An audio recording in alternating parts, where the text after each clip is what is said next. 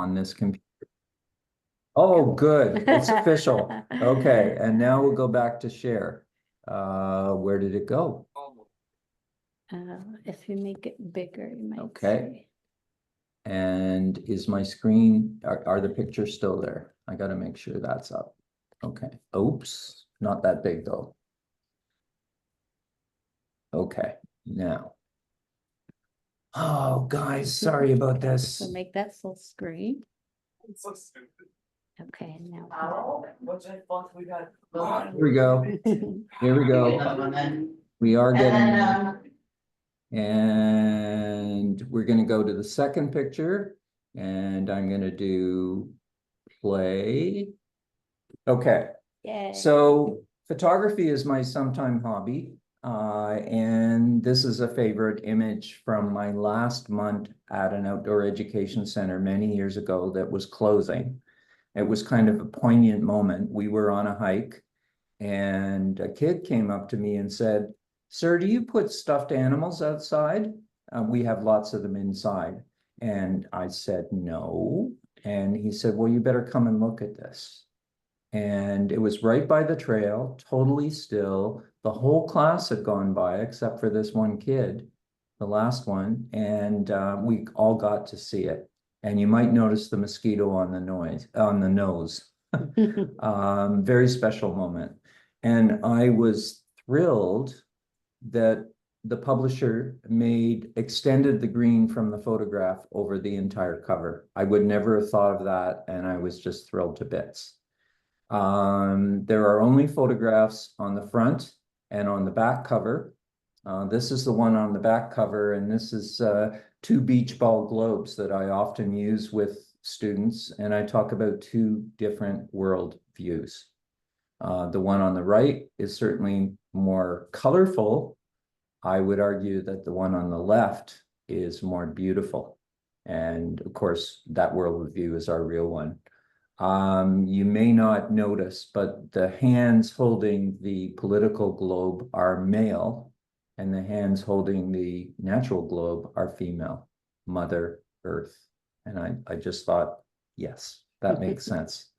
So those are the two photos that I used in the book. When it came to the actual interior of the book, it would have been very expensive to have color photographs. So what I did was I shared photographs with an illustrator, with my publisher. And I said, okay, this is the mountain river and I have a story about it. And I said, I want people to see the drop. I want you to move in closer to the canoe. I want you to show some waves. And of course, in a book, it's going to be a vertical format. So here's what was produced. And I was thrilled. It met the specs. Different image. Oh, and I said I wanted a female too. And then another picture, as I have a story about Mr. Bill, who was my very first dog. I actually went into the pet store to buy a guppy for an ecosystem jar, and I had a little problem with dyslexia. And I came out with this adorable guy. And I went to my boss at the day outdoor education center I was working, and I got his permission to bring Mr. Bill to work. He became the most popular staff member. He loved the kids and the kids loved him. And I actually used him as a teaching tool. He would go ahead of us and he would lead with his nose. And I would talk about how if he could actually speak, he would say, "There was a deer here 2 hours ago. A fox crossed the path."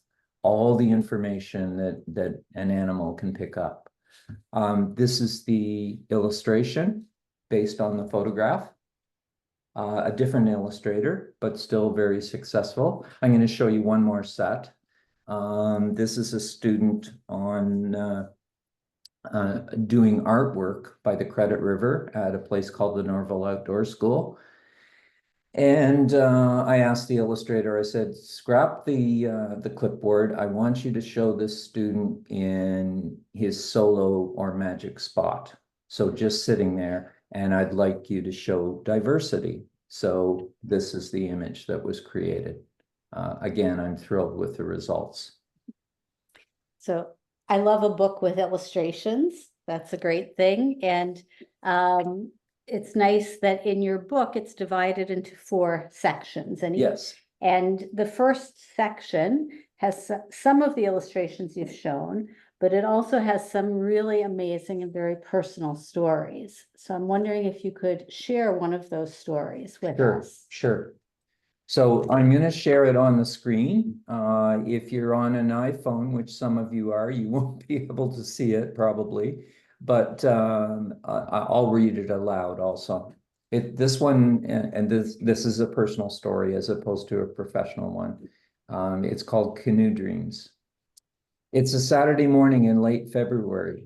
My cell phone rings. Hey, Big G, it's Brian. Where are we going on our canoe trip this August? I smile, realizing I've been waiting for this call. I've already felt an increasing warmth in the sun's rays. I'm tired of this season of snow and ice, of bitterly cold wind, salt-caked slush, and difficult driving. And I'm ready to imagine what I'll be doing when warmth and greenness return. Let's do another river, I declare, and Brian laughs agreeably. All 4 of us, so that spouses 2, love river trips. Water with a current creates the feeling that we're headed somewhere. Rivers offer more variety than lake paddling, I should say, I think. Everything from exciting rapids, the first set means no more motorboats or jet skis, to a long, slow stretch winding its way through a lily-padded marshland. The latter just might host a cow moose and a calf scooping up greens with water noisily rushing back out gigantic elongated jaws. On a lake, you paddle a broad expanse of open water. On a river, the trees close in on both sides, and the next corner presents a new and inviting view. Of course, there are preparations. Oh, and you know what? Because it says I'm screen sharing, I can't read what it says. Of course, there are preparations before the trip. Brian and I consult friends, maps, and canoe trip descriptions as we consider various waterways that fit our 7 to 10 day time frame. In early summer, our spouses, Nance and Mary, pore over recipes, determining past successes to reprise and new ones to try out. Equipment checks, shopping, and packing follow. And then it's time. With 2 canoes securely lashed on top of Brian's van and several hefty packs loaded on into the back, we head somewhere north of Sudbury or Ottawa to rivers like the Spanish or Mississauga, the Petawawa or Des Moines. Part of the logistics is paying someone to then take our vehicle to the finishing point. Nance asked Brian about this on one occasion. Brian, what do you know about the guy you just entrusted your keys in your new van to? His name is Harold, came the reply. It never ceases to amaze me how immediate the transformation is from rushed urban lives to complete engagement in the here and now of a canoe trip. There are no more lists of household and work chores to do, just being and doing and enjoying the moment. It's like a homecoming. We are exhilarated by the feel of movement and direction as our paddles cut through the water. We readily adjust to what weather and water conditions present, always curious to see what the next hour and the next bend in the river will reveal. We absorb changing views of our landscape of Canadian Shield, River Valley, and Boreal forests, immersed in their splendid beauty and calm. We enjoy the flight of a kingfisher or a flock of mergansers as they set off downstream ahead of us. We pause to stretch, relax, and replenish. I'm on the next page, and again, I have to do a little bit of guessing. Maybe I can, let's see. Oh, there we go. We scout another set of rapids and decide whether to shoot the whitewater, our first choice, gingerly steer loaded canoes with ropes from the shoreline in shallow waters, which is also called lining the rapids, or haul our gear over an adjacent portage. Lining and portaging invariably yield mild grumbles from tired spouses who note that they must be in some rarefied 0.1% of females who put up with such hardships. But they complain with a half a smile. When weather, time of day, or mood dictate, we scout a campsite. Does it have a great view? Does it have shelter from the wind, a good fire pit, comfortable space for tents, and a functional outdoor john? Once our selection is made, there's a quick skinny dip from a rocky shoreline. After enduring the initial shock of chilly northern waters, we feel deliciously refreshed and ready to settle in for the remainder of the day. We pitch our tents on beds of soft pine needles as an indignant red squirrel continuously scolds from overhead. He keeps a close eye on us for the duration of our stay, hopeful that some food might be left out in the open, and ready to repeat his noisy chatter as an unwelcome 6 o'clock reveille the next morning. If there's the least suggestion of rain, Brian and I immediately erect a sizable tarp by means of sturdily lashed paddles and multiple ropes that run in every conceivable direction. We feel great satisfaction as we view our latest version of a taut and weatherproof roof. And then we become immersed in our paperbacks, ensconced in comfortable locations about the campsite where we can occasionally look up and take in yet another fine view of sky and water, rock and forest. Happy hour presents hors d'oeuvres of smoked oysters on crackers, along with a single malt scotch that is savored more deeply than it ever could be back home. We then enjoy stove-cooked dinners that include a wine and cheese fondue, Greek pasta, vegetarian shepherd's pie, and, my favorite, the occasional baked chocolate dessert. We spend cool and bug-free August evenings catching up on each other's lives, reminiscing about various events of this and previous trips together, engaging in a spirited round of Yahtzee, and taking in the silent progression of another sunset. Looming darkness invites us to gaze at another spectacular canopy of stars. Finally, we retire into our tents, where we read a few more pages by headlamp before yielding to sleep-inducing sounds from outside. The distant roar of a rapids, the haunting calls of loons on a nearby lake, and sometimes the steady and strangely reassuring patter of raindrops against our tents as we stretch out, luxuriant in our fatigue from physical exertion, knowing we will remain warm and dry inside our wilderness shelter. I am adrift in these images of summer magic. An inquiring voice at the other end of the phone line interrupts me. Big G, are you still there? It's a Saturday morning in late February. The days are already growing longer. Thank you. That was awesome.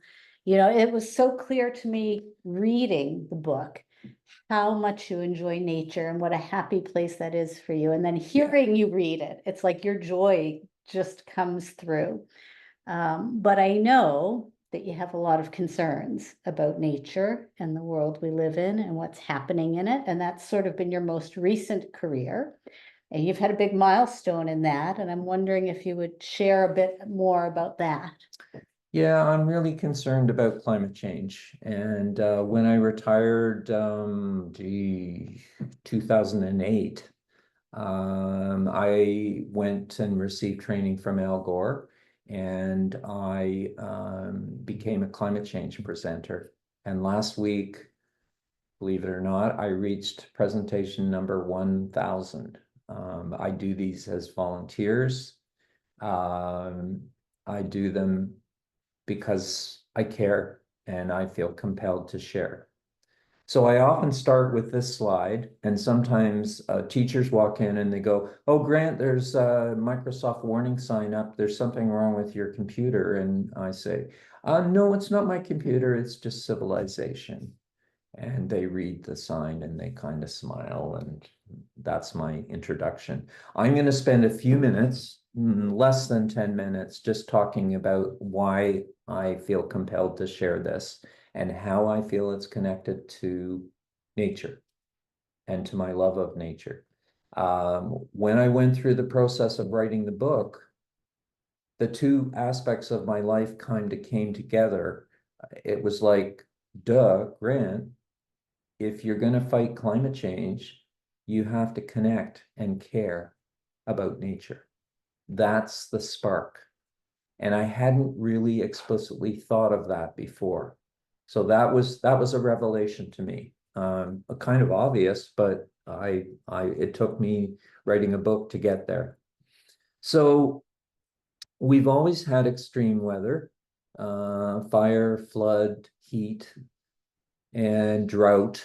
And the difference now is that all those events are more frequent, they're more intense, and they last longer.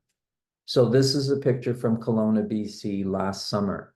And this is what's we now call not just a fire, but a wildfire. It's massive. It's out of control. It feeds on itself. It creates its own climate. And it's one heck of a challenge for firefighters. Okay. And this is a reality that we are facing. And we've had them again this year, not as massive, but we have.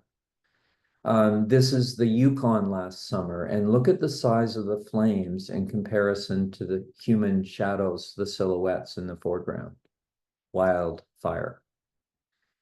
I share this picture because my speculation is that about 20 minutes before this picture was taken, this house was intact. And then the wildfire hit. And fortunately, the people got away and their pets and maybe a few belongings. They certainly didn't have time to call a moving van. And I would say about 10 minutes after this picture was taken, the house had completely collapsed. It was just embers, glowing embers. That's the fire map from last year. Red is out of control fires. We've never had this scale of wildfires. And you can see Yukon, Northwest Territories, and from BC all the way across to Quebec. Just massive. This is a chart showing the fires, and you'll notice it goes from May to October, and it goes back to 2016. And you'll notice that 2016 to 2022 are fairly grouped together. There is an increase in the summertime in July and August, and then it stays up into October. And then you look at 2023, and it's in a league of its own. I don't have a line for 2024. I would imagine it is somewhere between 2021 and 2023. It's not as bad. From fire, oh, one more picture of fire. This is this month, the Amazon rainforest, and it's on fire. And it's heartbreaking to see that. From fire to flood. This is interior BC. There's floods happening all over the world. I would imagine about within half an hour of this picture being taken, the other section of the bridge that is sticking out into the water, you can see the water rushing up against it. It probably got washed out too. Pakistan, 2 summers ago, they have monsoons every summer, and they expect seasonal flooding. But climate change made this so much worse. Catastrophic is a very appropriate word. Hundreds of people lost their lives, and millions of people were flooded out. And I would imagine that Pakistan is still recovering from that. Porto Alegre, Brazil, last May. This is a city of over 1 million people, and it had to be evacuated. You can see expressways just disappearing. Port aux Basques, Newfoundland, September 2022. This house had been standing in this location for decades, and it had survived previous hurricanes, not this one. And it wasn't only that Hurricane Fiona was a good size, it was that it was made all the larger by the warm water and the warm air of climate change. And yes, this house landed up being washed away. Pretty stunning. So the IPCC is the Intergovernmental Panel on Climate Change, and it's made up of the best climate scientists from all over the world, and they meet periodically, not to create new science, but to review the existing science and write summary or synthesis reports. The last major one they did was 18 months ago, and the first headline is from The Guardian in England.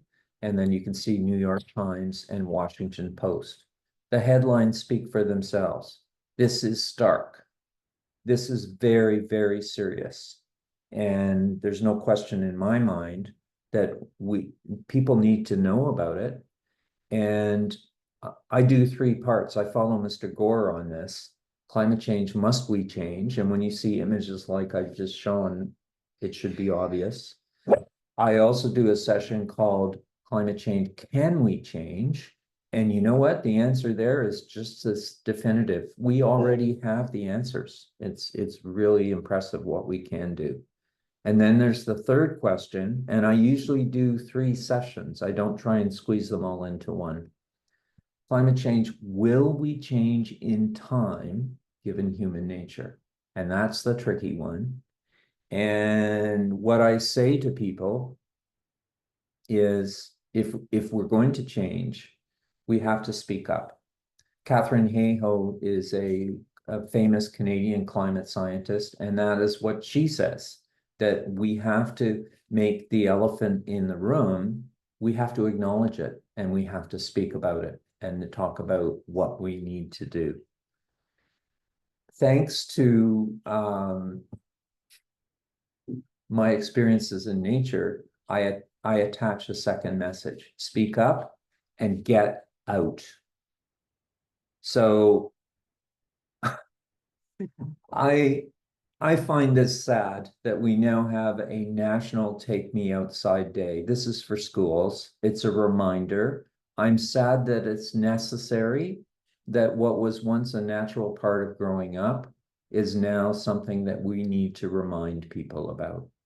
I really encourage kids to go outdoors, and I returned to a photograph, one of my favorites, of grade 3 kids who have found a deer antler that I didn't put in an obvious place, but I did deliberately place on our hike. And I knew that one pair of errant eyes would go, look, and you can see these kids are as pleased as punch.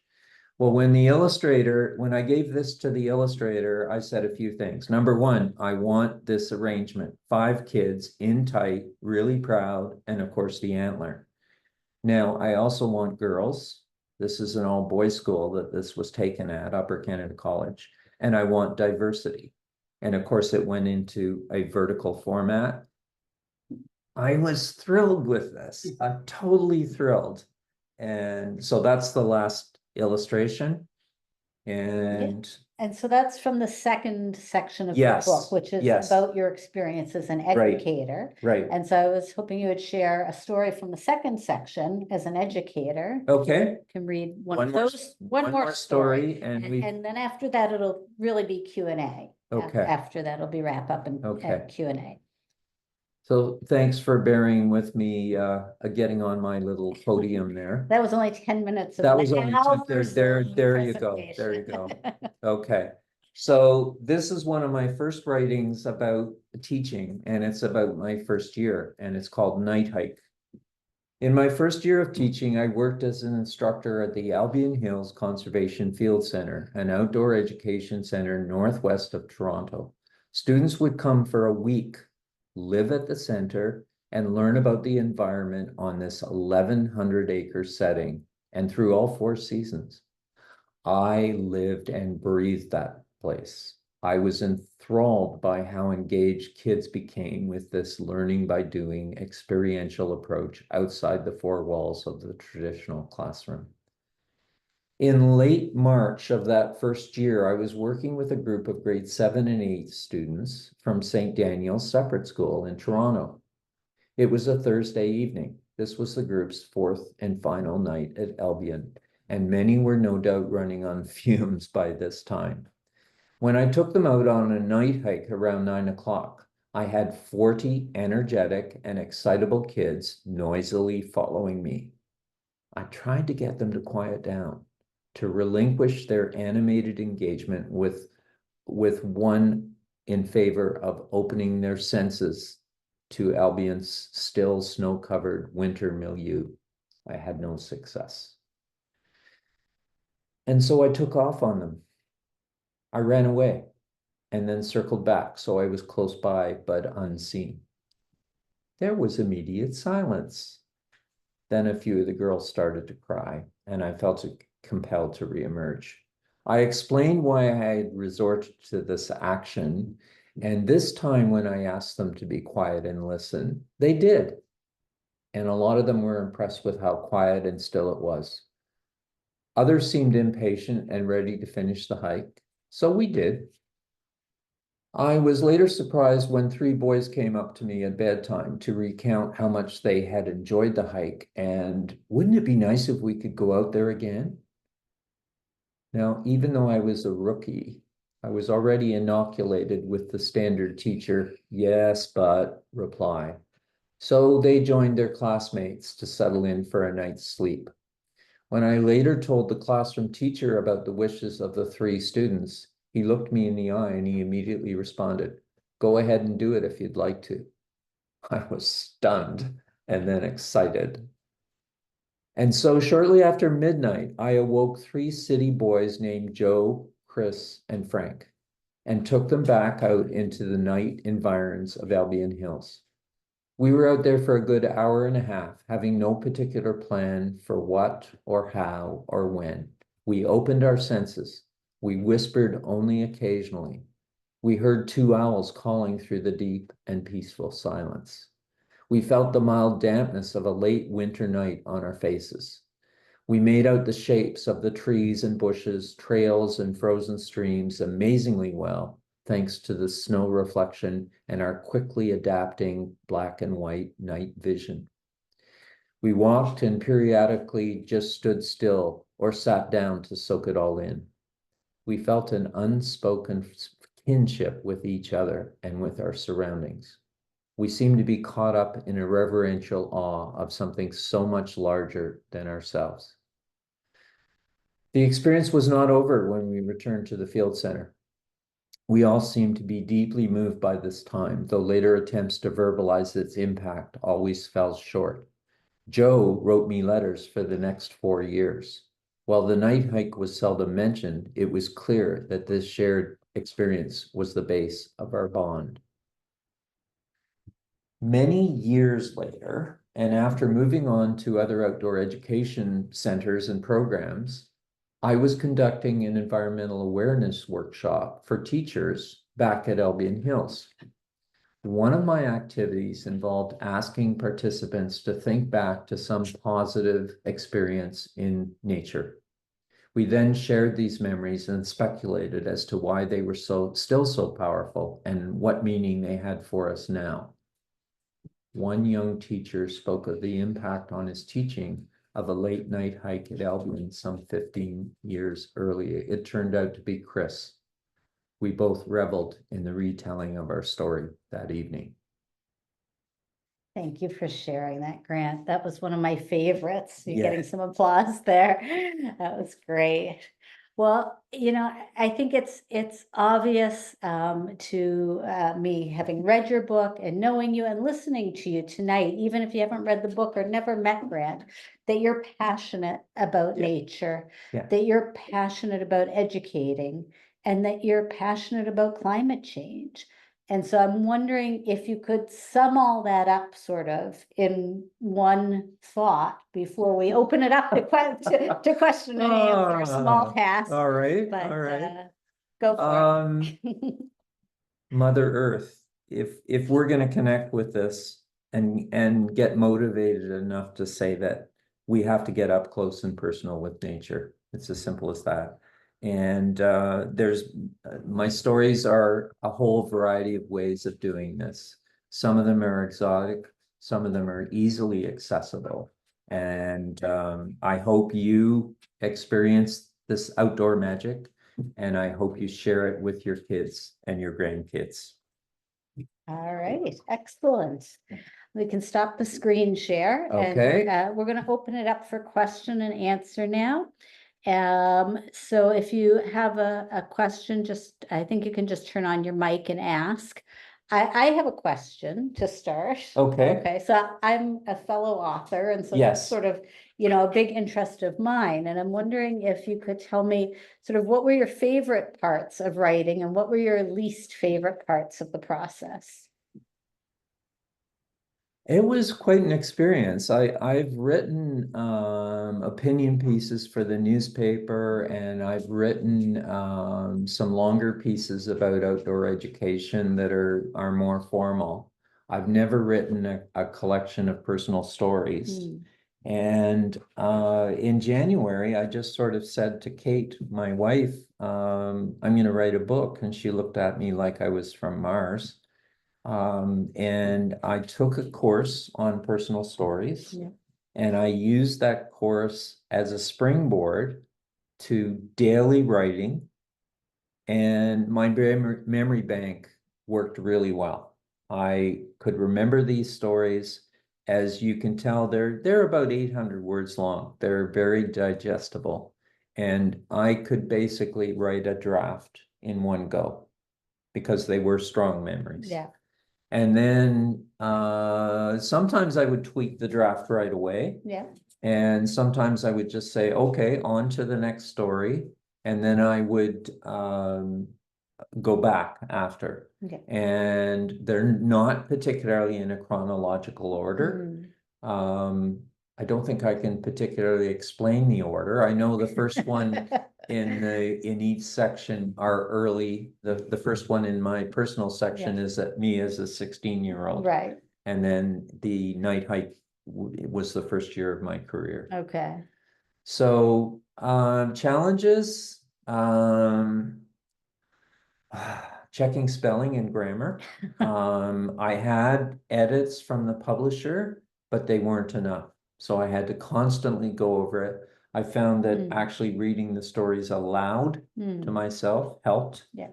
I would still make changes. It just got to a point where I needed to say, okay, it's done. Yeah. And I enjoyed the process. I really awesome. did. Yeah. Yeah. Did you feel like you were in the flow kind of Yes, when you're doing yes, it? Yeah. yeah. I think the daily discipline really made a difference for Right. me. So that was good. Yeah.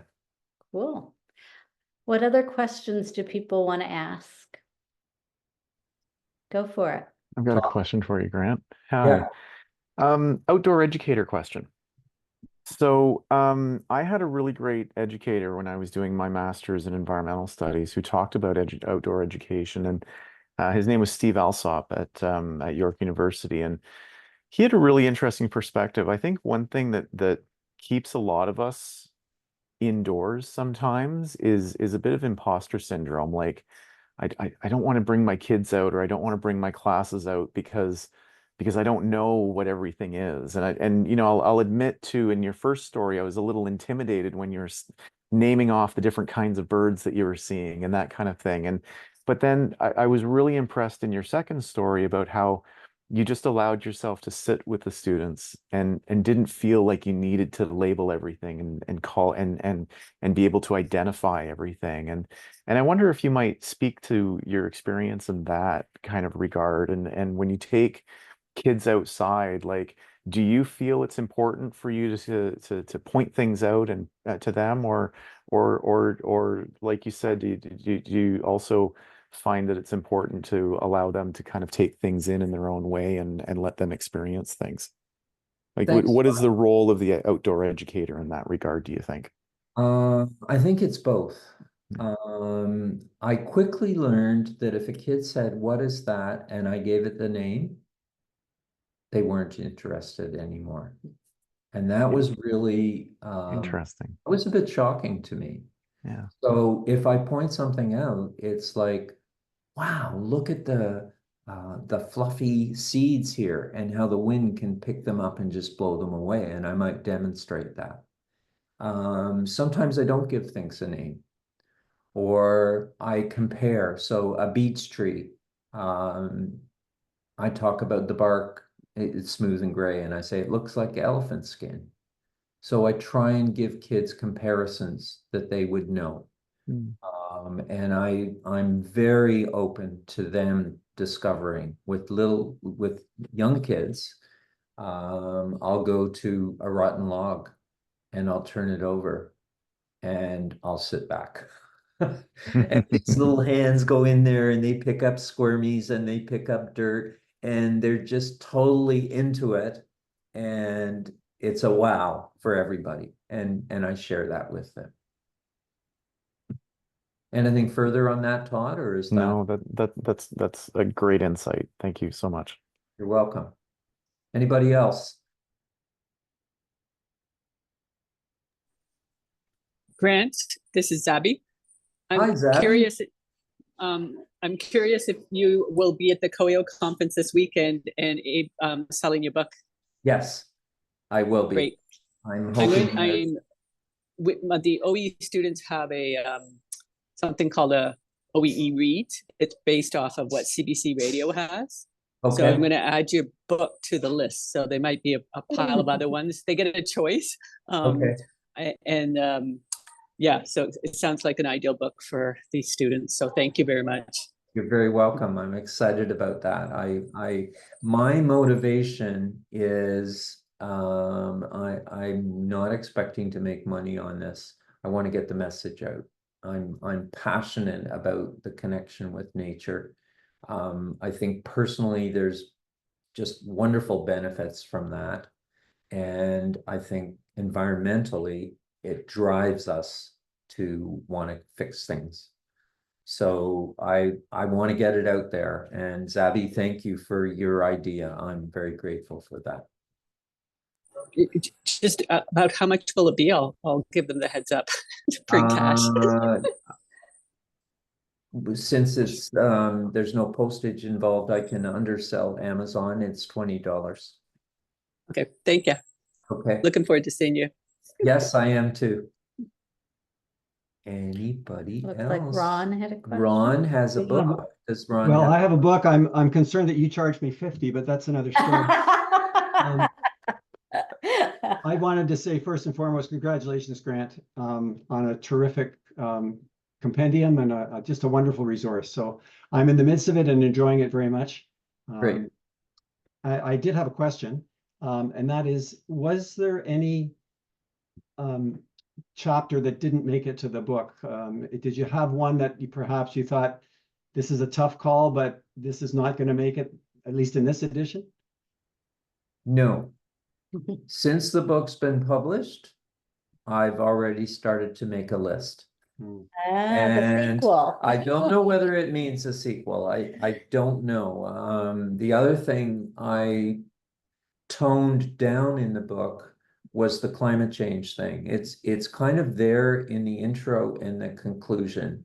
And I think given the title of the book, that's appropriate. If I did a revised edition, whether I might add a chapter a little bit more explicitly about the connection between spending time outdoors and caring, I might do that. But I want people to be immersed in the experiences and sort of go, yeah, those are really good. So I was low key on that. Thank you. You're welcome. Anybody else? Looks like we have a question from Lori in the chat. Okay. Would this book be helpful to non-outdoor educators at upper elementary level to inspire them to take the classroom outside? I'm biased, Lori. I would say yes. Whether you read the stories, I think they're quite readable for grade 6, 7, and 8. So that might be the best way of doing it. But yeah, I think it's open to a wide range of ages. Jamie. Hi. Thank you so much. This has been wonderful, and I would love to read the book. I have 4 small children, and we love spending time outside. Yay. But I'm just going to speak from my perspective as a parent. One of the biggest issues that I face with getting my kids outside is almost pressure from the community around us to keep the kids safe. That it's not safe for them to be on their own outside and in nature. And we used to live up north in Sewell, past Thunder Bay. So it was a bit, this is simultaneously more and less accessible to be outside in nature. And so because of water safety and all sorts of things. But I'm just wondering if you could comment on our sort of generation of anxiety, keeping kids inside to be safe on the screens, but it's at their own peril because they're spending a lot less time outside. I like your last phrase. It's at their own peril. It's a horrible loss. Yes, there is an element of risk. There's more variables. Those variables are wonderful for kids. There's a person who came up with what they call the theory of loose parts. And the theory is that if there are lots of loose parts, as there are in nature, this stimulates kids. They love to handle these things. They love to inquire. They're curious. So when I turn over that log, they're in there. Jamie, you're a neighbor of mine. You could probably talk me into taking your kids on a hike with you. And that might build your confidence and trust. We don't need to bubble wrap our kids. We need to allow them to have hands-on engagement with the natural world. And yes, we need to know what poison ivy looks like.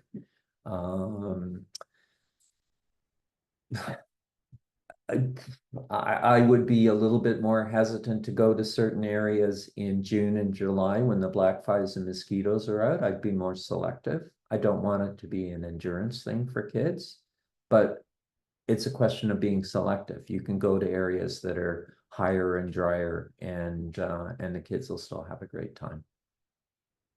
That answer your question? Yes, well, yes, I think so. I think my dream, because of where we live, it would be so wonderful to let them go free in a way, right? That they could explore on their own. But that feels like something that is sort of frowned upon in our sort of current day and age, where we are right now. So that just I just wonder if there are more I think you and opportunities. your husband are on the right track. I have to share that there was a neighborhood gathering on Sunday, just a couple of days ago, and Jamie's husband, Ruben, had 3 kids in a wheelbarrow.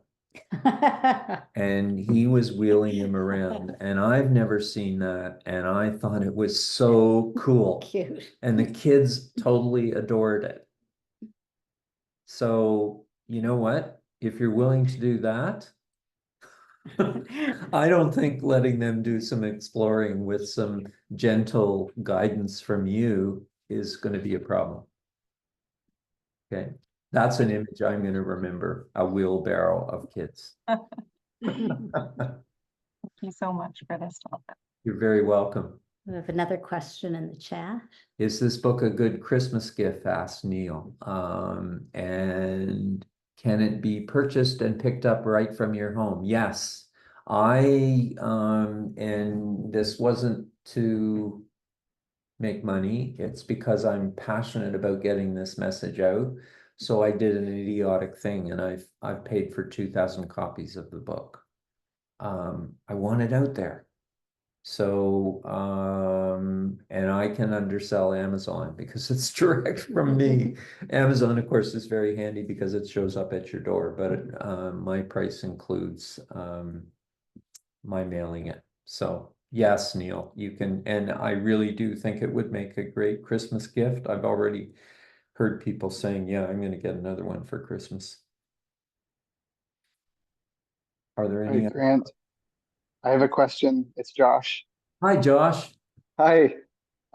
Congratulations. Thank you. My question is, and I'm sorry if you already answered this, but I'm curious what kind of inspired you to write the book, or if there was a life event, or, I think the simple question I'm getting at is why now and why not 10 years ago? Good question. I'm getting to be a bit of an old fart, and I guess I thought if I'm going to do this, now is the time. And dang, I've got some good stories to share. Mhm. And why I didn't think of that earlier, I really don't know. When I retired, I read a book called Retirement with a Dash, and then there was a dash between re and tiring. And the guy, his corny definition of re-tiring is getting a new set of wheels. And I love it. I think it's really true. And my new set of wheels when I first retired was climate change and doing the presentations. And then for some reason, and I don't know what triggered it, Josh, I just sort of came around and thought, man, I got a lot of stories I can share, and I think they're important. And as soon as I started doing it, I went, yeah, I think I'm on to something. So I kept going. And thank goodness you did. Thanks so much for sharing with us. You're very welcome. Got another question in the chat? Is it It's- Father? I think it's just a comment. Okay. It looks Thanks, like Lori. Sue has a question. Sue? I just want to say, are you in Friday morning and I'll come round and get my copy? I am in Friday morning. Don't come in the afternoon. I'm off to Kingston to an outdoor educator conference. Okay, I've got to go to church about 10ish, so I'll pop by and get one. Okay, for sure. Super. Okay, good. And It's great. Jillian. Looks good. As a fellow Okay. teacher, I love it. Okay, great. Thanks, Sue. Jillian, what's your question? I just wanted to ask how you chose which stories went in the book. Because I know you have a lot of stories, so I wanted to know how you narrowed it down. There was no formal, structured, scientific, systematic method. It was just, oh yeah, I gotta tell about that. Oh yeah, that reminds me of. And I just went through a progression. And it was almost like a stream of consciousness. I should say to others, Jillian and I were together on the weekend also. We were at a wonderful conference called the Ontario Nature Youth Summit, where teenagers from all over the province come together. It's a gathering of kindred spirits. And I did a presentation on climate change there. There was a very, very strong Indigenous presence, and there was a session on cultural humility. There were all kinds of wonderful things, and I went as a presenter. I love going there because of meeting people like Jillian and all the other students from all over. We're almost out of time. Is there any last questions before we wrap up? I know, Grant, you've said people can get the book from you. Yes. And from Amazon. Yes. That's a very important thing at a book launch, to tell people where they get the book. Get it right? from me. Forget Amazon. Go to loveyourmother.ca, and I send it out in a compostable package, unlike Amazon. And I might not be quite as quick as them, but I'll get it out pretty promptly. So is it time for us to say thank you? I think it is. Thank you so much for joining us. I hope it was worth your while. And I look forward to further conversations with people in the future. Buy the book. Buy the It's book. really good. All right. Yeah. Have a great evening, everyone. Take care. Best wishes. Thanks so much, Grant. You're very welcome. Thanks, Grant. Congratulations. Thank you. Thank you, Grant. Who was that?